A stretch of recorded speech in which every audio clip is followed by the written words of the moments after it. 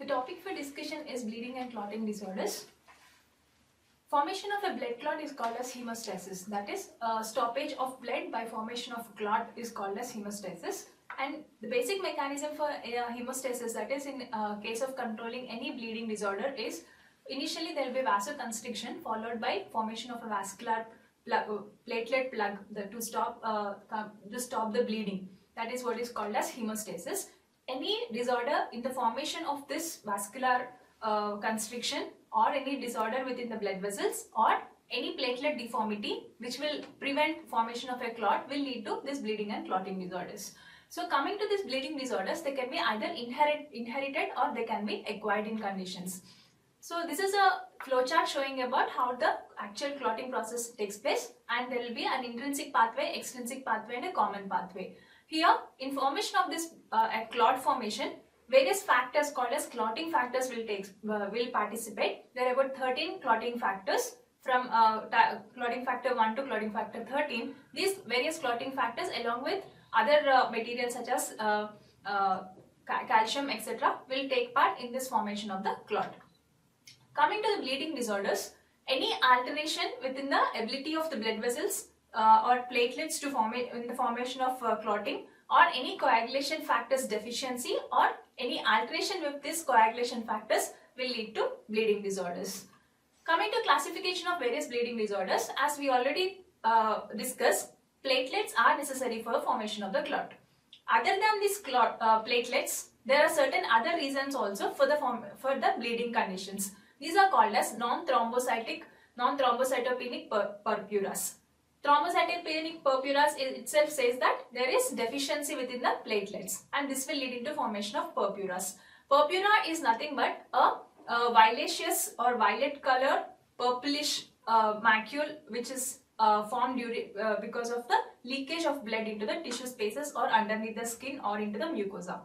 These purpures are usually formed because of any bleeding, that is the blood that is been escaped into the mucosa or onto the underneath the skin. Whenever these purpures are bigger in size, then they are called as hematomas. So coming to this classification of bleeding disorders, there are non-thrombocytopenic purpures or thrombocytopenic purpures.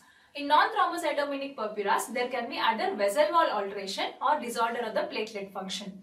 In coming to vessel wall alteration, various conditions such as scurvy, endogenous or exogenous excessive steroids like Cushing syndrome, and then autoimmune diseases or infectious diseases can lead to bleeding disorders. Other things are disorders of platelet function. Disorders of platelet function include any genetic defects, any drugs or allergy or autoimmune conditions also can finally lead into purpures. Coming to thrombocytopenic purpures. Thrombocytopenic, the name itself indicates penia is deficiency. Thrombocytes are nothing but your platelets. So whenever there is deficiency in number of platelets, then also there will be purpura formation. So what are the conditions that actually cause this thrombocytopenia is, there can be of two. One is primary and secondary. Primary is nothing but idiopathic. The reason itself is deficient production. Secondary condition, any underlying disorder within the body can lead to thrombocytopenia. Those conditions include any physical agents, chemicals, metastatic tumors of bone, any systemic diseases, splenomegaly, viral or bacterial infections, vasculitis conditions, drugs or mechanical prosthetic heart valves also can lead to thrombocytopenic purpures. Coming to vessel wall disorders. First is scurvy. Scurvy is the deficiency of vitamin C. Whenever there is deficient per day, if it is less than 10 milligram, then it is called as scurvy. So in this case, what happens is, normally vitamin C is necessary for production of hydroxyproline, an essential constituent of collagen. Whenever there is deficiency of this vitamin C, indirectly it will prevent, or the hydroxyproline will not be formed. So what happens? So collagen synthesis is hampered. Collagen is something which is actually present around the blood vessels or in the wall of the blood vessels, in the wall of the blood vessels also, which is necessary for maintaining the framework of your blood vessels. So whenever there is collagen deficiency, there will be nothing but endothelial damage or the structure of the cell wall of the vessel wall damage, leading to blood flow or blood leakage. So in this condition, what happens is, there will be petechial hemorrhage we can see, especially around the follicles of the hair. and then at purpura can be seen, ecchymosis can be seen. There will also be hemorrhage in the joints, in tissues, muscles, nail beds, etc. In scurvy, what happens, there will be severe gingival involvement also whenever there is severe vitamin C deficiency. That is nothing but scorbutic gingivitis. There we will have friable, soft gingiva which is easily prone to bleeding on slight provocation. Gingival enlargement can also be seen in these cases. Here we can see a picture of scorbutic gums, and also scorbutic tongue can also be seen in this picture. Then coming to Cushing syndrome, excessive exogenous or endogenous steroids, either exogenous steroid intake in the form of medication or endogenous steroid production because of any tumors of the adrenal tissue. In these conditions, what happens is there is something called as Cushing syndrome. Whenever there is excessive production of steroids or excessive steroid intake, there will be wastage of the protein wastage will be seen, and also the tissue surrounding the perivascular region or around the blood vessel, there will be deformity. I mean, the surrounding tissue of the blood vessel will be deformed. In this condition, what happens, there will be atrophy of tissue around the blood vessels or loss of protein leading to bleeding. Skin bleeding can also be seen, and actually the skin becomes very tight in this condition and easily bruisable. We also see a condition called as purpura senalis, especially in older age group. That's why it is called as senalis. Senalis means senile patients, in older patients. In these patients, what happens is, because the tissue, the skin which is actually dry and also becomes stiff, and the tissue around the blood vessels gets atrophied and there will be bleeding. This escape of blood from the blood vessels into the surrounding tissue leads to formation of purpura. So this is one of the condition of in Cushing syndrome leading to bleeding disorders. Now coming to disorders of coagulation, there are of two types, inherited and acquired. In inherited type, we have Hemophilia A, Hemophilia B, von Willebrand disease, and also few other conditions. Coming to acquired, we have liver diseases, vitamin K deficiency, DIC, that is disseminated intravascular coagulation, anticoagulation drugs, patients who are on anticoagulation drugs, and also on primary fibrinogenesis drugs also, there will be disorders of coagulation leading to bleeding and clotting disorders. Coming to hemophilia. Hemophilia is a hereditary blood disorder. It is actually a defect carried by X chromosome. It is an X recessive disorder. The recessive gene is usually present on the X chromosome. And it is a gender-linked Mendelian recessive trait. Hence, most commonly, males are commonly affected in this hemophilia. For example, in this flowchart, a father does not have any hemophilia and mother is a carrier. Because she's just a carrier, because remember, it is an X-linked recessive disorder. So whenever a father who does not have a hemophilia and mother who is a carrier of hemophilia, then there is a chance for the son, one person, and that is 25% of the progeny might have hemophilia, and 25% can be a carrier. That is, a daughter can be carrier and one of the son can be can have hemophilia further. Coming to types of hemophilia, there are usually three types of hemophilia. That is Hemophilia A, Hemophilia B, and Hemophilia C.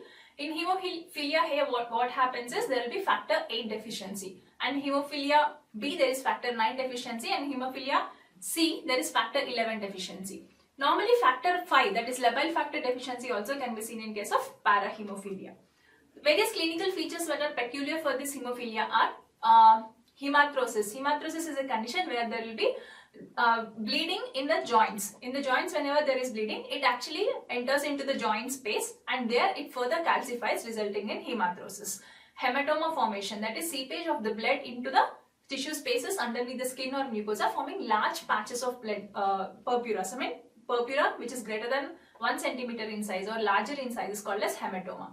Hematuria is another condition where there will be bleeding in the urine. Next, they have GI bleeding also, that is gastrointestinal bleeding can also be seen in these cases. In severe cases, there will be arthropathies also. Various lab investigations that are being investigated in case of hemophilia is, patients usually have prolonged activated prothrombin time, and also they'll have normal prothrombin time, and bleeding time will be normal in them.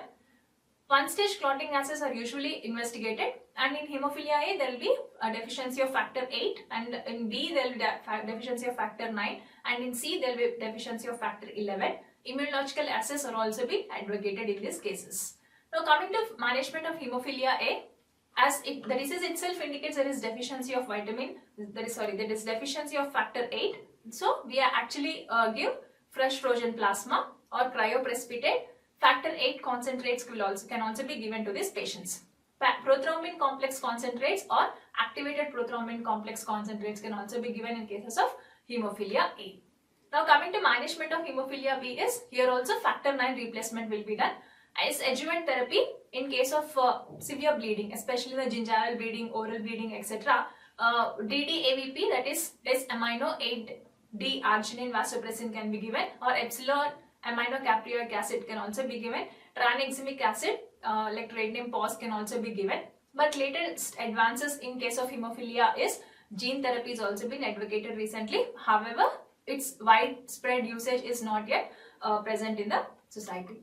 Next, various dental considerations are, as we already discussed, there will be severe gingival bleeding. Patient will have oral bleeding also. So, whenever any dental procedure is been taking place, we have to maintain strict aseptic conditions primarily because they are more susceptible to infections. Second thing is, after a procedure, always make sure that local hemostatic measures are being maintained. First, applying tight pressure, then with a suture or using local styptics, that is local hemostatic measures like oxygel, Surgicel, bone wax for bone bleeding, etc. They will be helpful in case of to prevent excessive bleeding. And pain control is one important feature, and patient's ability to withstand treatment has to be evaluated, and based on that only further treatment procedure has to be taken care.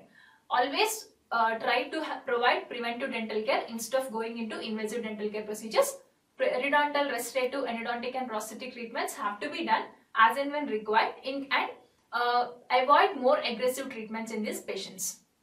Pediatric treatment also calls for a preventive treatment rather than going into aggressive treatment. So asking the patient for regular visits and using pit and fissure sealants to prevent further caries and preventing further gingival and periodontal problems is one of the important dental consideration in case of hemophiliac patients. Now coming to von Willebrand disease. Von Willebrand disease is deficiency of von Willebrand factor. Actually, this von Willebrand factor helps in case of platelet adhesion, in case of platelet aggregation, and it also acts as carrier for factor number 8. Von Willebrand disease is an autosomal dominant trait, and von Willebrand disease is again of two types, that is quantitative and qualitative. Quantitative is decrease in the quantity of the factor, and quality is that the quality in terms of platelet adhesion in case of its function, that platelet adhesion, platelet aggregation, and its efficiency of carrying factor 8 will be compromised here.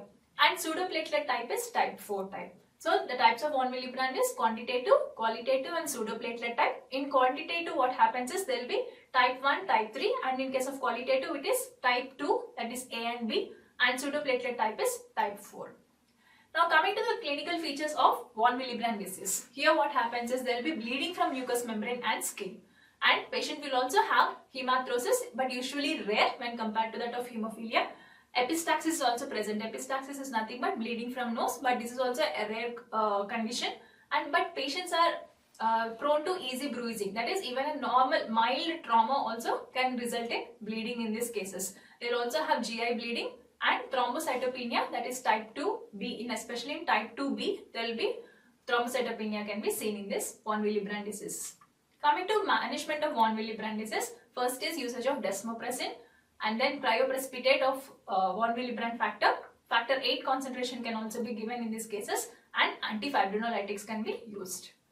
Coming to deficiency of other factors, that is in case of non-thrombocytopenic diseases, deficiency of other factors includes factor 9 deficiency, then factor 10 deficiency. Factor 9 deficiency is nothing but hemophilia C. Factor 10 deficiency, that is Christmas factor deficiency, where patient usually bleeds spontaneously following trauma. Then we also have factor 13 deficiency, which will actually lead to neonatal umbilical cord bleeding, and also there will be intracutaneous hemorrhage also in this case of cases.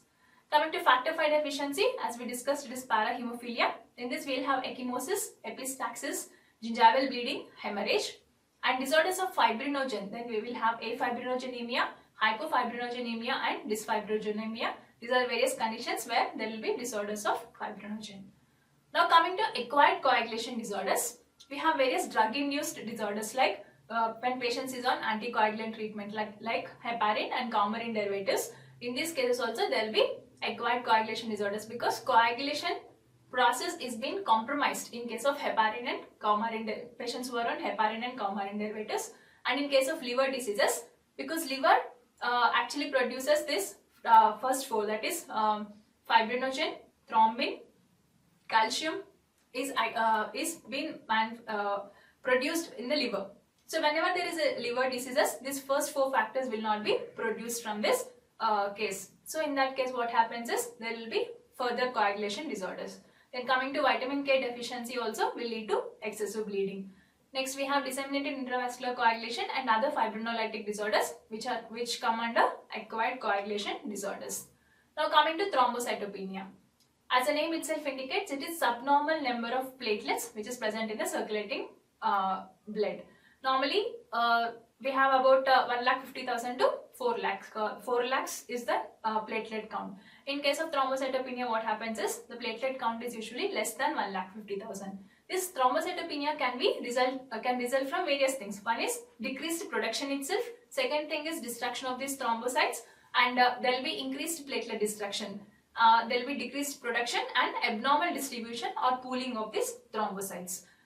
So coming to types of thrombocytopenia, it can be either congenital thrombocytopenia or acquired thrombocytopenia, and these thrombocytopenias are thrombocytopenias or thrombocytopathies. Again, in this congenital and acquired, it is divided into these two types. Now coming to congenital platelet defects, in this is actually an inherited condition where there will be decreased number of platelets.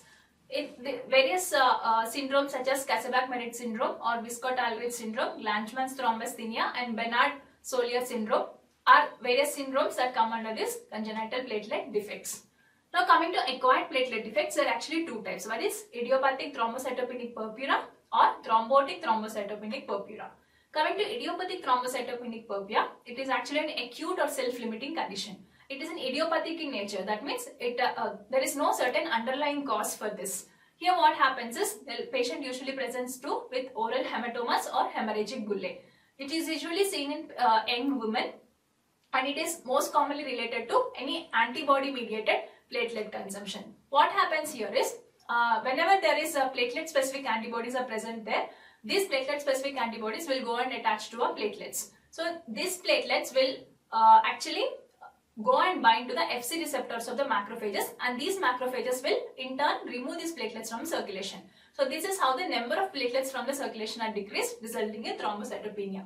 This thrombocytopenia is again of two types, that is acute idiopathic thrombocytopenia and chronic idiopathic thrombocytopenia. In acute condition, it is usually seen in children and it occurs about for less than 6 months. In chronic cases, what happens is it is usually seen in adults and it occurs for greater than 6 months of time. Now coming to various clinical features that can be seen in this ITPR, easy bruising can be seen, epistaxis, that is bleeding from the nose, and patients will have hemorrhage into soft tissues and hemorrhagic vesicles or bulla. This is most common clinical feature, especially seen intraorally at the hard and soft palate region. We can see this hemorrhagic bullae can be seen, either hemorrhagic vesicles or hemorrhagic bullae. Patients also will come with a complaint of hematuria and heavy menstrual flow. In severe cases, there can be urologic complications also. Now coming to various lab investigations, normally the complete blood picture will show decreased platelets, that is the platelet count will be less than the usual. Whenever we see a peripheral smear, there will be abnormally large platelets in this. Megakaryocytes, there will be abnormally large, and there will be increased MPV also. Patients also will come with anemia. There will be low platelet count, increased bleeding time, and glycoprotein immobilization assays also can be used in case of detecting this thrombocytopenia. Now coming to management, in children oral prednisolone can be given, that is about 1 mg per kg body weight per day, and IV immunoglobulins are also one of the newer advancement where 1 to 2 gram per kg for 2 to 5 days can be given. In adult systemic corticosteroids, immunoglobulins can be given, platelet transfusion, plasmapheresis and splenectomy are other modes of management. Coming to autoimmune thrombocytopenia, in this autoimmune thrombocytopenia, there will be premature destruction of these platelets. What happens is these autoantibodies come and attach to these platelets, resulting in because of immune complex deposition on their membranes, resulting in early destruction of these platelets and elimination of these platelets from the circulation. So this is how thrombocytopenia of autoimmune disorder occurs. It is usually seen in SLE conditions, that is systemic lupus erythematosus. Even in case of HIV/AIDS also, there will be immune-mediated thrombocytopenia. Next is drug-induced thrombocytopenia. Various drugs have their effect on these thrombocytes, resulting in their decreased platelets. Various examples like acetaminophen, amphotericin B, chlorothiazides, diclofenac, diazepams, and we have quinine, quinidine, isoniazid, etc. These are the drugs that will cause thrombocytopenia. Next, coming to TTP, that is thrombocytopenic purpura, thrombotic thrombocytopenic purpura. In this thrombotic thrombocytopenic purpura, what happens is there will be formation of this thrombotic plugs, which are occlusive in nature, causing obstruction of the microcirculation. So these are characterized by disseminated thrombotic occlusions of microcirculation. This is a syndrome. Usually, it is a syndrome of hemolytic anemia, thrombocytopenia. There will be neurologic complications because there will be causing obstruction there, and patients usually manifest with fever and various renal dysfunction. Now coming to pathophysiology is, whenever there is an endothelial damage, what happens is, actual mechanism is platelets has to aggregate there, causing vascular plaque, platelet plaque. In this condition, what happens, there will be endothelial damage and increased apoptosis, then there will be release of UL von Willebrand factor. This will actually bind to the platelets, resulting in agglutination. Now these agglutination, that is these clumps, will cause obstruction of this microcirculation. So coming to clinical features, it will have certain prodromal symptoms, hemorrhagic symptoms, diffuse lesions can be seen, and other manifestations such as respiratory distress syndrome, cardiac abnormalities, and abdominal pain can be seen. All these features are usually because of the occlusive nature of these platelet plugs, that is thrombosis. Next, coming to investigations, we have increased reticulocyte count in these cases, and we also have increased serum LDH levels, and we have increased von Willebrand antigens, and also factor 8C will also be increased in these cases. Now coming to management, corticosteroids are the mainstay of therapy for any thrombocytopenic lesions. So in this case also what happens is, corticosteroids like prednisolone 0.5 mg per kg as a daily dose will be given, and in severe cases prednisone 1 to 5 mg per kg daily dose can be given. And immunoglobulins like passive immunization can be given, and also those are derived from pooled plasma of adults, by an alcohol fractionation procedure can also be given in these cases. Other thing is, they provide protection for about 1 to 3 months. That immunoglobulins will provide protection for 1 to 3 months. So it will have a steroid sparing effect. We need not go for corticosteroids, and the side effects that are caused because of the steroids can be eliminated by using this immunoglobulins. However, the cost effectiveness of the therapy and availability of therapy still isn't a question mark, and it has to come into market, or has to come into practice more regularly. Next, coming to various systemic hemostatic agents to prevent the bleeding consequences, which include desmopressin. Desmopressin is a synthetic analog of your vasopressin. Intranasal sprays of desmopressin are available, and slow IV infusion is also available. Next, coming to tranexamic acid is one other hemostatic agent, systemic hemostatic agent, which can be taken to prevent excessive bleeding, and orally about 1 gram can be taken for about 4 times daily, starting 1 hour pre-op for surgical procedures.